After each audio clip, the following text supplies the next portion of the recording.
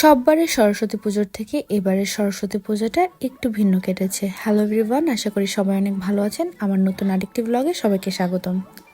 সরস্বতী পুজোর দ্বিতীয় দিনে আমরা চলে গিয়েছিলাম মাদারীপুরে আমার কাকির বাবার বাড়িতে।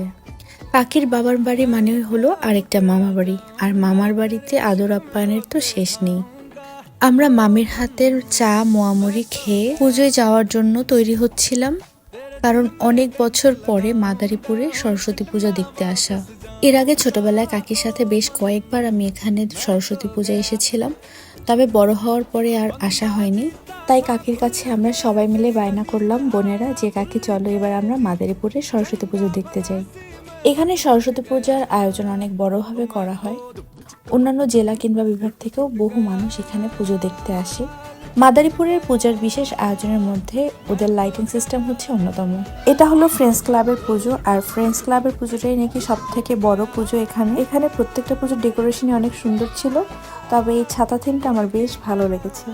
বর্তমানে মাদারীপুরের সরস্বতী পূজার বিশেষত্ব হলো লাইটিং আর ডিজে। তবে আমরা যখন ছোটবেলায় এর আগে পুজো দেখতে আসতাম, তবে তখন এরকম ডিজের অত প্রচলন ছিল না। তখন যেটা প্রচলন ছিল মন্দিরের গেট আর মিছিল, মানে পুজোর তৃতীয় দিন এখানে মিছিল হতো, সবাই প্রতিমা নিয়ে মিছিলে নামতো। তবে এবছর মিছিলের আয়োজনটা করা হয়নি, হয়তো বিশেষ কোনো কারণে। এটা ছিল ত্রিনয়ন ক্লাব। এই পুজোর মণ্ডপটা বেশ সুন্দর ছিল। মাদারীপুরে ক্লাবের পুজোগুলোই বড় আয়োজনে করা হয়, তবে এই ক্লাব সিস্টেমটা কি এটা আমার জানা নেই। কেউ যদি জেনে থাকেন তাহলে অবশ্যই আমাকে কমেন্টে জানাবেন। যেহেতু আমাদের এলাকায় এই ধরনের পুজো হয় না, তাই এটা আমাদের কাছে একটা নতুন এক্সপিরিয়েন্স ছিল। এখানকার পুজোর আয়োজন নিয়ে অনেক মানুষের মধ্যেই মত বিমত রয়েছে, তবে আমি এখানে এসেছিলাম এক্সপ্লোর করতে, তাই এক্সপ্লোরই করেছি, আমার কোনো বিশেষ মতামত নেই। যাই হোক, সেদিন পুজো দেখতে দেখতে আমাদের রাত 3টা বেজে গিয়েছিল। এর পরদিন আমরা চলে গিয়েছিলাম কাচিকাটা কাকির মামা বাড়িতে। এটা হলো কাকির মামা বাড়ি। এই জায়গাটা যে এত সুন্দর, আমার না এই জায়গাটা সব থেকে বেশি ভালো লেগেছে আসার পরে।